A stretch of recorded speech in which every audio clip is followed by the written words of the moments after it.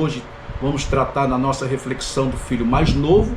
Posteriormente, então, nós falaremos do filho mais velho no próximo vídeo. Mas antes, quero convidar a você a curtir, convidar a você a se inscrever, convidar a você a comentar e compartilhar este vídeo. O que levou o filho pródigo a sair da casa do pai? Em primeiro lugar, há uma palavra que se chama insatisfação. E o versículo 12, o mais novo disse ao seu pai: Pai, quero minha parte da herança. E assim ele repartiu sua propriedade entre eles. A insatisfação começou na vida do filho mais novo quando ele se sentiu infeliz na casa do pai. Essa insatisfação que gerou essa infelicidade, a companhia do pai e do irmão já não preenchia na sua vida. Ele queria conhecer e experimentar algo a mais. Foi a insatisfação, queridos, que derrubou Eva com seu esposo Adão. Foi a insatisfação que levou Lúcifer a tornar-se demônio.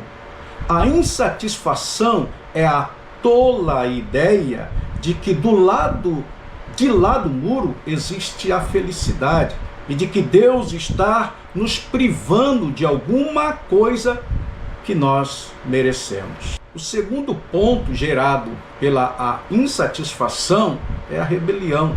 Veja o verso de número 13. Olha o que está escrito: não muito tempo depois, o filho mais novo reuniu tudo o que tinha e foi para uma região distante, e lá desperdiçou os seus bens vivendo irresponsavelmente. Então a insatisfação gera um outro passo, um outro abismo, pior ainda. Versículo 13 diz que ele reuniu tudo e partiu. Ele tinha direito, como um filho mais novo, de 1/3 da herança. Mas essa parte só lhe caberia, ou seria dado a ele, ele poderia tomá-la depois da morte do pai. Este filho, ele busca mais os seus prazeres do que a presença do pai. Prefere o pai morto a adiar os seus desejos de experimentar os prazeres do mundo. Ele mata o seu pai no coração e sai de casa levando todos os seus haveres. Ele vai para uma terra distante. Essa terra distante pode ser o seu coração, pode ser o seu bairro, a sua cidade, a sua televisão, um mundo onde você tenta se esconder de Deus para curtir os prazeres do pecado. A terra distante é todo lugar onde você pensa que a felicidade está disponível para você à parte de Deus. A terra distante, no início, ela é cheia de encantos, há amigos e festas, há alegrias e celebrações, há encontros e reencontros, mas no fim sobra um gosto amargo na boca, um vazio na alma e uma terrível solidão assolando o seu peito. O terceiro passo após a rebelião é dissolução. Veja o versículo 13 e o versículo 14. Diz que ele desperdiçou os seus bens vivendo irresponsavelmente. Depois de ter gastado tudo, houve uma grande fome em toda aquela região. Ele começou a padecer necessidade. O filho mais novo deu a si mesmo tudo que seus olhos desejaram. Tudo. Ele não privou de nenhum prazer. Ele desperdiçou seu dinheiro, sua vida, sua saúde, sua honra com amigos e meretrizes. Ele foi fundo na busca do prazer. O mundo tem luzes muito atraentes e convidativas. Porém, o pecado é uma fraude. Promete vida e paga com a morte. Promete liberdade e escraviza. Promete felicidade e deixa um imenso vazio na alma. O diabo é um estelionatário, querido. Ele promete a você uma vida cheia de encantos e joga você num chiqueiro. O quarto passo está no versículo 15 e 16. Leiamos. Por isso foi empregar-se com um dos cidadãos daquela região, que o mandou para o seu campo a fim de cuidar de porcos. 16. E ele desejava encher o estômago com as vargens de alfarrobeira que os porcos comiam, mas ninguém lhe dava nada. O quarto ponto é a degradação. O mundo degrada o homem. O pecado degrada. Queridos, hoje é apenas um cigarro, um trago, uma dose, uma cheirada. Amanhã é uma escravidão cruel.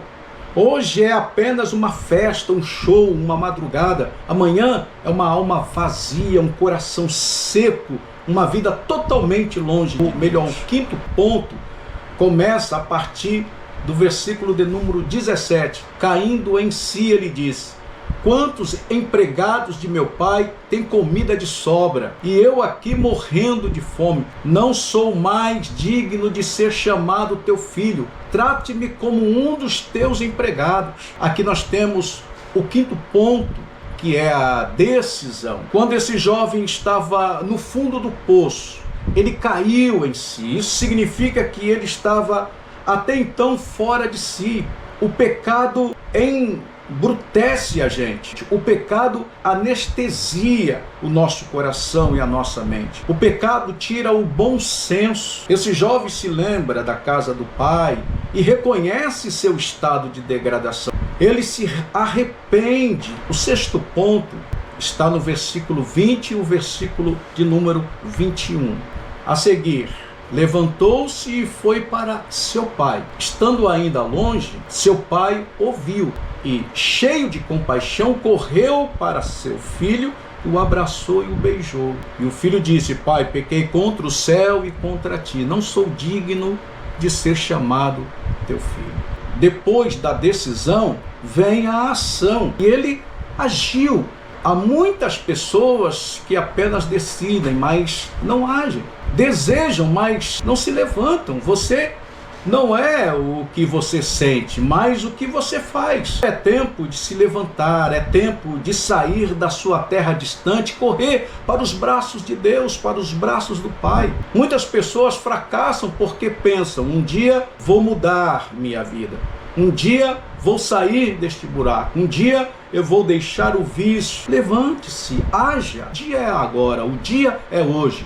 Faça isso. O sétimo ponto, depois da ação, nós temos o perdão. Veja o versículo 22 ao 24. Mas o pai disse aos seus servos: depressa, traga-me a melhor roupa e vistam nele. Coloque um anel em seu dedo e calçados em seus pés. Tragam o novilho gordo e matem-no. Vamos fazer uma festa e comemorar. Pois este meu filho estava morto e voltou à vida, estava perdido e foi achado. Começaram a festejar. O filho mais novo é surpreendido ao retornar. Ele descobre que antes de buscar o pai já o procurava. Antes de encontrar o pai, foi o pai quem o encontrou. Antes de confessar ao pai o seu pecado, o pai já o havia abraçado e beijado. O texto grego traz a ideia de que o pai beijou muito, beijou sem parar. Antes de terminar sua confissão, o pai já havia ordenado que ele seria honrado com roupas novas e recebido como autoridade de filho, presenteado com um anel no dedo e declarado um homem livre com sandália nos pés. O novilho cevado foi imolado, queridos, e eles começaram a festejar a volta do filho que estava perdido e morto. Alguém diz com razão que na festa em que começaram a regozijar-se, o filho mais jovem achou algo do prazer sólido que procurava em vão no país distante. Deus tem pressa em nos perdoar. Ele se deleita na misericórdia. O filho encontrou os braços do pai abertos, a casa do pai preparada, uma festa na terra e no céu começou a acontecer por causa da sua volta. Não importa quão longe você tenha ido, haverá uma festa na sua volta para a casa do Pai. Que Deus abençoe. Até o nosso próximo encontro com Jesus.